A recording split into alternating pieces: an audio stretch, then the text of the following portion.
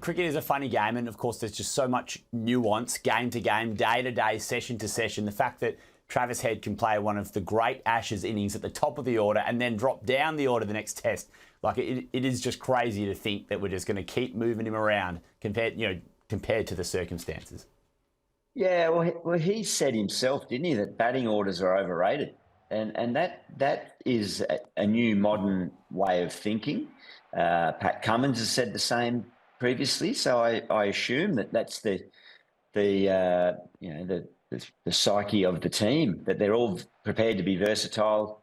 Back in the day, you had your position, and a lot of batters liked structure. I must admit, I was parked at number 7 in the Test team primarily. I had a couple of goes at number 6 and a little bit of pinch hitting here and there. I didn't feel that there was any need to be bolted onto one position and one position only, and I like that from Travis. I think it's a really nice philosophy to have.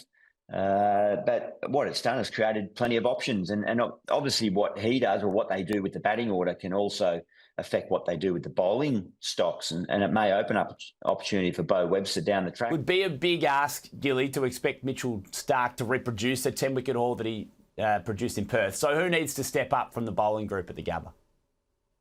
Well, I think Scott Boland did step up. From the difference between him in the first innings and the second innings was quite profound.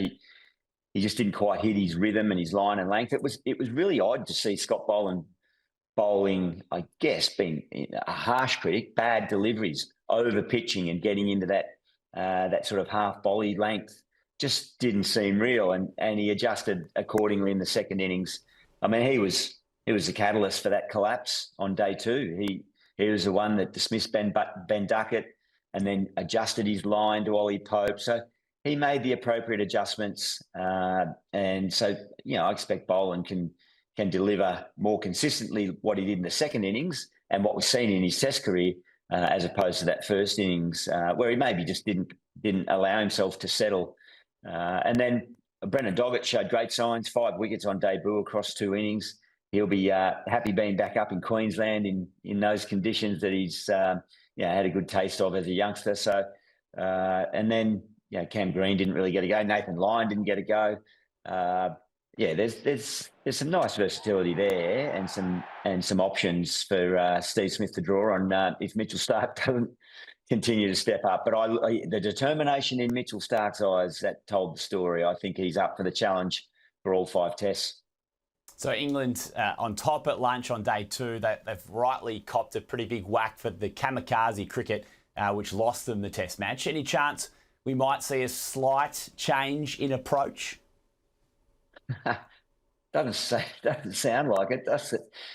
From what they're saying, and I understand that the psychology of that they want to stay true to themselves, the method that they've believed in for 4 years now, that they built the whole unit around for these moments. So fair to say the first execution of it didn't quite pay off, but I'm sure they'll harness a few little things, and they're not silly. They're not stupid cricketers. They're international cricketers with a lot of knowledge and intellect there. So I think they'll make some subtle adjustments. It might not be obvious to the spectator. It might not be obvious to the broadcaster even, but I'm sure they'll be just trying to assess conditions that little bit more sharply and a bit more closely than perhaps they did in Perth.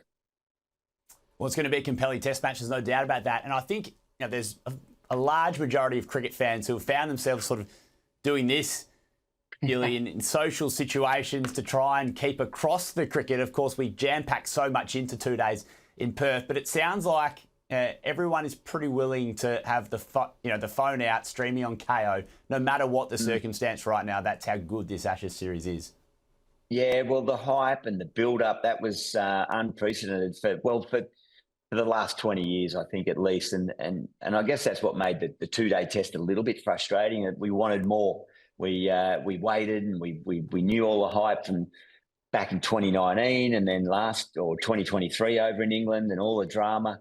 So that's proven that a bit of research that we've done at Kayo, about nearly just short of 70% of people questioned reckon it's appropriate to grab your phone like you've done there, Drew, and just maybe sneak it under the table at a function, at a wedding, or wherever you are, and just get a little glimpse on either on the score or the latest highlights package. That's the thing with Kayo. You don't miss a thing watching it live, but also the little highlights packages, the minis, the updates. You seriously don't miss a thing. So I love the fact that people are just going, well, that's technology. That's the day and age we live in. We're all trying to cram more into our life. And fortunately, Kayo accommodates cricket wherever you go. Well, more than cricket, just about every sport you can think of. Well, Gilly, I think I can speak for both of us when I say from Fox Sports and from Kayo, get your phone out no matter where you are. Do not miss a second of the second test, Australia versus England at the Gabba. Gilly, we can't wait to see you on Fox Cricket. Enjoy the test. It's going to be a belter. Thanks, mate. Got it here. Got it ready to go. Ready to go. Oh, nearly dropped it. Wouldn't be the first one, but no, looking forward to it. It'll be another entertaining and I'm sure closer affair in this test at the Gabba. Assured Hands, as always, didn't drop many things during the course of his illustrious career. So a reminder to start every day of the series with Ashes Daily right here on Fox Sports News. Jim Callanan will be joined by our cast of Fox Cricket experts as we build up to the first ball every day. For this test, we're live on air, 1:30 p.m. Australian Eastern Daylight Time, every day before play. Make sure you join us for all the major talking points. Jim and the team will have them covered for you. That is live right here on Fox Sports News.